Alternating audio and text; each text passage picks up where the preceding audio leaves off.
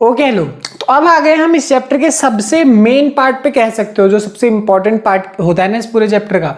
वो क्या है? मोशन का इक्वेशन। एक्चुअल में मोशंस को पढ़ लिया हमने कि रेस्ट होता है, मोशन होता है, इतनी तेज इतनी स्लो, ठीक है। बट उसको दर्शाने के लिए यानी उसको शो करने के लिए स्पेसिफिकली हमारे पास मैथमेटिकल इक्वेशन होनी चाहिए। यही वाली बिल्कुल कहानी छोटी सी कि अगर मान लो तुम्हें मार्क्स दिए जा रहे हैं, है ना, तो मार्क्स वैसे फर्क नहीं पड़ना चाहिए मार्क्स से, बट फिर भी अगर तुम्हें मार्क्स दे रहे हैं, मान लो पेरेंट टीचर मीटिंग में गए और ऐसे बोल दिया कि भाई तुम्हारे अच्छे मार्क्स आए हैं, बट कितने आए ये नहीं दिया, तो रहेगा ना बैक ऑफ द माइंड ये कितना।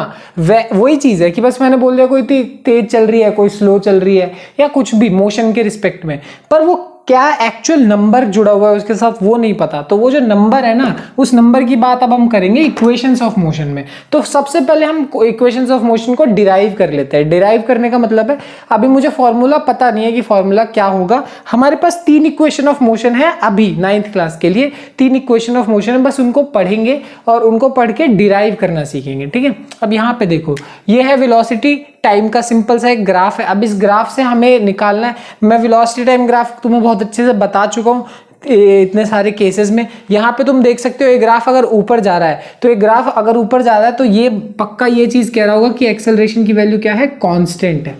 एक्सेलरेशन की वैल्यू क्या है? कांस्टेंट। मतलब अगर एक्सेलरेशन की वैल्यू 1 है तो वो पूरे टाइम 1 रहेगी, वो 2 है तो 2 रहेगी, 3 है तो 3 रहेगी। एक्सेलरेशन की वैल्यू कांस्टेंट है और वेलोसिटी की वैल्यू क्या हो रही है? बढ़ रही है। वेलोसिटी की वैल्यू क्या हो रही है? बढ़ रही है, समय के साथ बढ़ रही है। कैसे? अगर सोच लो शुरुआत में टाइम 0 है, ये मान लो ओ पॉइंट है या फिर शुरुआती का पॉइंट है, इस पॉइंट पे वेलोसिटी की वैल्यू मान लो कितनी है? u। शुरुआत में वेलोसिटी v है, u है, सॉरी u। तो समय के साथ मतलब यहां से लेकर यहां तक इतना टाइम बीतने के बाद, इतना टाइम t टाइम बीतने के बाद जो वेलोसिटी है उसकी वैल्यू कितनी हो गई? v। और तुम साफ साफ देख सकते हो वेलोसिटी बढ़ रही है, ऊपर की तरफ जा रही है। तो यानी t टाइम में जो वेलोसिटी है वो बढ़ गई क्योंकि एक्सेलरेशन है। एक्सेलरेशन मतलब जब तुम गाड़ी की स्पीड बढ़ाते हो, ये वाली बात। तो बस मैंने इस ग्राफ को और अच्छे से मार्क कर दिया। ये पॉइंट मान लो चलो o पॉइंट है, ये पॉइंट a है, ये b है, ये c है, ये d है, बस ऐसे मान लिया। यहां से लेकर यहां तक c से लेकर d तक का जो वेलोसिटी है वो u है, और c से लेकर b तक का जो वेलोसिटी है वो v है। o से लेकर t मतलब o से लेकर c तक का जो टाइम लगा है वो कितना टाइम लगा है? t टाइम लगा है। अब यहां से हमारे पास एक इक्वेशन आ जाएगी मोशन की। देखो कैसे आएगी। हमारे पास एक फॉर्मूला होता है किसका? एक्सेलरेशन का। एक्सेलरेशन हमें इतना पता है कि क्या होता है? चेंज इन वेलोसिटी अपॉन में चेंज इन टाइम, है ना। अब ये जो चीज है ये फॉर्मूला भी है, डेफिनेशन भी है। एक्सेलरेशन का फॉर्मूला हमने ये पढ़ा है कि जितनी वेलोसिटी चेंज हुई है जितने समय में, उसी चीज को हम एक्सेलरेशन बोलते हैं। ये बात तुम लोग को मालूम है और ये बात मैंने बहुत बार बताई है तुम लोग को।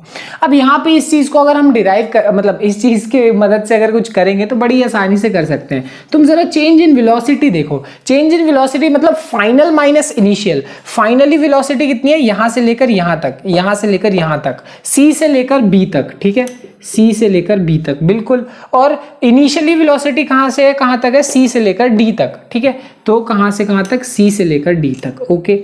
अगर हम टाइम की बात करें, शुरुआत में तो टाइम कितना है? 0 है, शुरुआत में 0, और समय बीत कितना गया? ओ से लेकर सी तक, तो ओ से लेकर सी तक समय बीत गया। सिंपल सी बात है। अब वैल्यूज पुट करना शुरू करते हैं, ठीक है, कि अब सी बी की वैल्यू यानी सी से लेकर बी तक की वैल्यू कितनी है? वी है। कितनी है? v, okay. सी से लेकर डी तक की वैल्यू, सी से लेकर डी तक की वैल्यू कितनी है? u है, ओके। यहाँ पे o से लेकर c तक यानी o से लेकर c तक, अच्छा पूरा जो टाइम है वो टाइम की वैल्यू कितनी है? t, और यहाँ पे 0। अगर इस फॉर्मूले को तुम सॉल्व करो तो कितना आ जाएगा? v माइनस यू अपॉन में t। तो तुम बोलोगे ये तो सिंपल एक्सेलरेशन का फॉर्मूला है। हाँ, ये सिंपल एक्सेलरेशन का फॉर्मूला है, बट इसको मैं थोड़ा सा अगर मॉडिफाई कर दूं, यानी सोचो मैं a को मल्टीप्लाई कर दूं t से, और ये माइनस है ये उधर आके प्लस में हो जाए u प्लस at। तो ये देख रहे हो, ये जो फॉर्मूला बना ना, ये एक तरीके से इक्वेशन है किसकी? मोशन की। और मैं इसे ऐसा भी बोल सकता हूं कि ये क्या है? ये है फर्स्ट इक्वेशन ऑफ मोशन। ये जो आज हमने किया, ये क्या है? First equation of motion. अब तुम बोलोगे ये तो नॉर्मल फॉर्मूला हमें पहले भी पता था।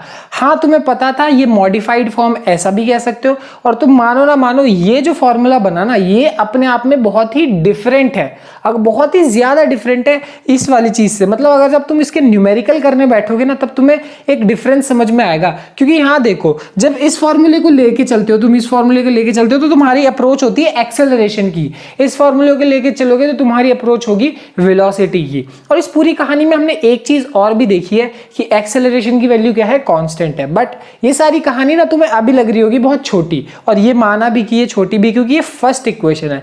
जैसे ही मैं सेकंड इक्वेशन डिराइव करूंगा, जैसे ही मैं थर्ड इक्वेशन डिराइव करूंगा आने वाली क्लासेस में, तब तुम्हें इस फॉर्मूले की अहमियत समझ में आएगी। और उससे भी ज्यादा तुम्हें इसकी अहमियत तब समझ में आएगी जब हम इनके क्वेश्चंस करेंगे। तो पहले डेरिवेशंस कर लेते हैं, मतलब सारे फॉर्मूले निकाल लेते हैं, फिर कंबाइन करके हम लोग इन पे न्यूमेरिकल्स करेंगे। बहुत इजी तरीके से कर सकते हो, ठीक है। खैर मिलते हैं अगली क्लास में, जहां सेकंड इक्वेशन को डिराइव करेंगे। Bye bye.